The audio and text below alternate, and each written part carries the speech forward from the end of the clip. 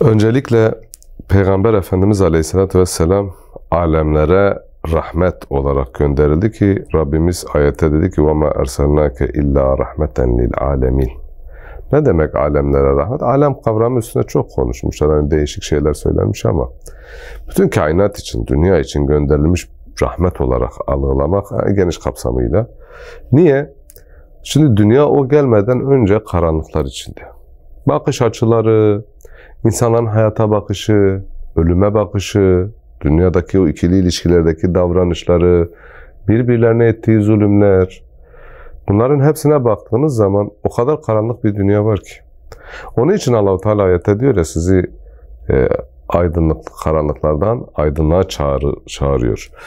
Gerçekten Peygamber Efendimizin yaptığı buydu. Bu karanlıkların içerisinde, şimdi bütün karanlıklar zulmet. Yani karanlık Arapçada zulmettir. Zulümdür yani. Bütün karanlıklar zulümdür. Çünkü şöyle düşünün, o gelmeden önce dünyanın hani güya gelişmiş felsefik işte yönden kendini bir şeyler yapmış Yunan'ından tutun Hind'ine, Çin'ine kadar her tarafta sapık sapık fikirler var ve her fikir, her kendince uydurulmuş bu fikirlerin her biri bir yerlere zulmediyor. Belki kendince bir yeri düzeltiyor, hani bir yeri önemsiyor, diğer yerlere zulme gidiyor. Bazı yerler tamamen sapıtmış. Yani bir çıkmaza girmişti insanlık. Bugün dikkat edin, bak Peygamber Aleyhisselatü Vesselam bize gelmiş olmasına rağmen alemlere rahmet olarak biz bugün yaşadığımız toplum içerisinde Muhammedi sevdayı, Muhammedi yaklaşımı Aleyhisselam hakim kılmadığımız için o ortama böyle gelmediği için şu an ne görüyoruz? Sadece karanlık var. Kimsenin memnun olmadığı bir sosyal düzenin içerisinde yaşıyor. O da bizim gibi bir sosyal varlıktı. Bir beşerdi. "Ene beşerun mislukum." Ben de sizin gibi beşerim diyor. İnsan olmak hasebiyle bir beşerdi. Vahiy almak yönüyle hani taşların içerisinde, yakut da bir taş. Hani ama Peygamber Aleyhisselam öyle düşünelim. Hani taşlardan bir taş ama yakut gibi. Bizim gibi yiyordu, içiyordu. Yani insani özellikleri vardı ama Allah ondan bir rahmet peygamberi olarak her yönüyle dört dörtlük mükemmel bir insan çıkardı ki hulukun azim diyor ayet. Yüce bir ahlak üzere. Yani bu ahlak nedir? Ahlakı bir ara tanımlarken hani denilmişti ya işte yaptığınız her şey sıfırdır. Ahlak onun yanındaki birdir. Ancak o sıfırları, o yaptığınız bütün amelleri o değerli kılar. Peygamber Efendimiz Aleyhisselam'daki işte bu ahlakı, o ön duruş mükemmel olduğundan dolayı bundan sonraki o bütün davranışlar, merhameti, şecaati, cesareti, cihadı, her şeyi o güzel, yüce ahlak üzere idi ki öyle de olmuştur. Şimdi bakın Peygamber Aleyhisselam sadece değil ki güçlü olduğu dönemde. İlk geldiği dönemde mesela vahiy aldıktan sonra Mekke'de güçlü bir, ne diyorlar ona, komprador yapı var. Bu yapı şehir devleti gibi düşünün. Eline rantı almış. Güzel güzel de geçinip gidiyor. Şimdi bu şekilde bir yaklaşımın içerisinde Peygamber Aleyhisselam çıkıp onlara bu dini anlattığı zaman bunlar ilk etapta laf ile karşı çıktılar. Peygamber Aleyhisselam daha güzel bir şekilde anlattı etti. Bir süre sonra ufak ufak insanlar inanmaya başlayınca bu iş neye dönüştü? Tazire, azarlamaya dönüştü.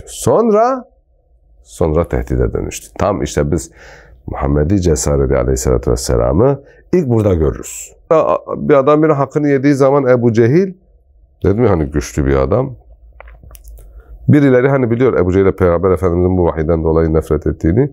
Adam biri ben hakkını isterken o peygamberi gösteriyorlar de git ona de ki o sana hakkını alsın. Kendinden önce hani işte adam alay ediyorlar. Peygamber Aleyhisselatü Vesselam bir hışımla gidiyor ki bakın bu haksızlığa karşı durup cesaretini böyle haşa huzudan bodoslama bir kabadayılıktan söz etmiyoruz. Her cesaret şecaat değildir. Şecaat içinde iyilik namına bulundurulan, yapılan cesarettir. Şimdi bu adamlar, mesela dışarıda adam psikopatlar var mesela. Onlardan da bazıları da var öyle cesurdur, hani böyle ölümüne diyorlar ya, gidiyor. Ama bununkinin bir hayırlı tarafı yoktur. Onun ahlak dediğimiz şey buydu işte. Peygamber Aleyhisselam kimseden korkmuyordu. Kimseye boyun eğmiyordu, kimseye kabadayılık haşa yapmıyordu ama bu cesaretini nerede kullanıyordu? Bak bu adam hakkını arıyor, Peygamber aleyhisselam baş düşmanına gidip çok rahat bir şekilde kapısına gittiği zaman, hatta rivayet odur ki Ebu Cehil'in eli ayağı titriyor. Hemen şey verince çok şaşırıyorlar. Nasıl verdi? Peygamber aleyhisselamın heybetinden öyle bir korkmuş ki arkadan kendisine saldıracak bir şeyin olduğunu söylemiş. Mekke dönemi boyunca Peygamber aleyhisselam ve sahabesi çok acı çektiler. Hani yollarına dikenler mi dersin? Peygamber aleyhisselamda zerre korku görselerdi belki biraz daha arttırırlardı Peygamber aleyhisselamın şahsını, ama korkmuyor. O davasını anlatıyordu. Hatta amcasına en son artık hani geldiler Ebu Talib'e, dediler ki işte bak senin bu yeğenin çok ileri gidiyor. Olmaz. Hani bu tehditler artık nereye, hangi boyuta geldi? Bak yaptırıma geçeriz. Biz bunu peygamber için söylüyoruz. Yoksa peygamberin diğer ashabı zaten işkencedeydi. Onların çünkü öyle bir saygın ailevi yönü de yoktu. Peygamber Efendimiz Aleyhisselam'ın meşhur bir cevabı var. Tarih boyunca hani biz bunu her konuda belki de bize diyoruz ya, rahmet, hakikaten rahmet. Bütün bu pis durumlara karşı o Allah yolunda dik duruşun, cesur duruşun meşhur söylemi. Güneşi sağ elime, ayı sol elime verseler ben yine bu davadan vazgeçmiyorum. Büyük bir cesaret örneği. Ama nasıl bir cesaret? Rahmet peygamberine yakışır bir cesaret. Yani ne uğruna? Ben sizinle dünyevi işlerle ilgili tartışmıyorum.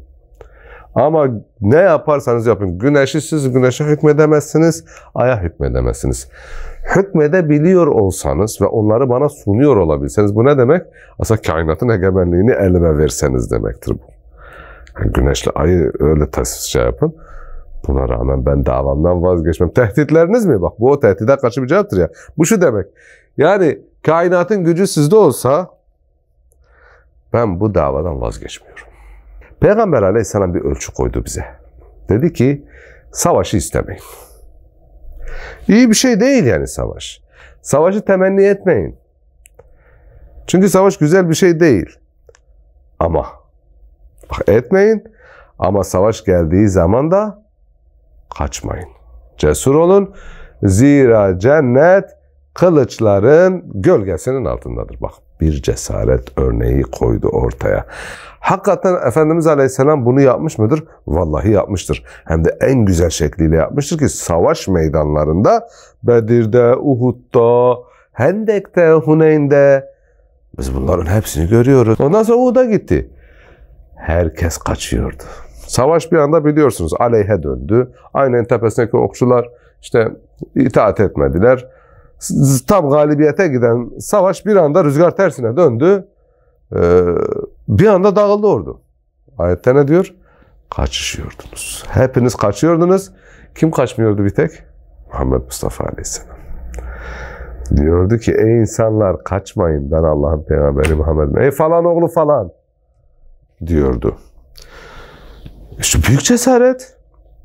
Resulullah'ın Aleyhisselam cesareti şartların kendisinden yana olmasından dolayı ona duyduğu güvenle yaptığı bir cesaret değildi. Rabbine duyduğu tevekkül, Rabbin kudretine duymuş olduğu güvenden gelen bir cesaretti ki hani biz Allah'a güvenen, gerçek iman eden kainata meydan okuyabilir diyoruz etmediği zaman. Allah'a güvenen bir insan ne kadar güçlü olabileceğinin örneği de işte oradadır. Cesur olabileceğinin örneği Resulullah en güzel şekliyle her konuda olduğu gibi bize gösterdi. Ve cihattan geri durmadı. Bir cihat peygamberiydi. Bak bunların hepsini ne için yaptı Allah'ın Resulü? Rabbine dayanmıştı. Allah'ın adı yücelsin diye yaptı. Allah'ın adı yoksa ne işi vardı ki? Kavminde saygın bir adamdı. Keyfine bakıp yaşayabilirdi. Ama yapmadı. Cihadını her yerde gösterdi. Mekke'de azınlıkken de o direnişini gösterdi. İmanının cesaretini, ki aç bırakıldılar. Hani 3 yıl boykot senesinde gösterdi. Geldi Bedir'e 300'e bindi. Normal şartlarda korkulması gerekir. Durmadı cihadını. Hiçbir zaman Peygamber Aleyhisselam'ın Allah yolundaki mücadeleden bir an olsun geri durduğunu görmemişiz. Mümkün değil. Buna da cesaret lazım. Cihattan asla vazgeçmemiş. Çünkü hatta cihadı arzu etmeyen bir mümin için şehadeti ve cihadı ne demiş biliyor musunuz? Münafıklıktan bir şube üzeredir. Bir mümin eğer ki bunu arzulamıyorsa Allah yolundan vuruşmayı ki bu bir cesaret ister. Bir nevi nifaktan bir şube üzeredir diyor olan Peygamberi. Gazze. Ya önümüzdedir. Düşman güçlerine baktığınız zaman yani bu kadar büyük bir ordu var önlerinde. Teknolojinin en üst seviyesine sahip bir devlet var.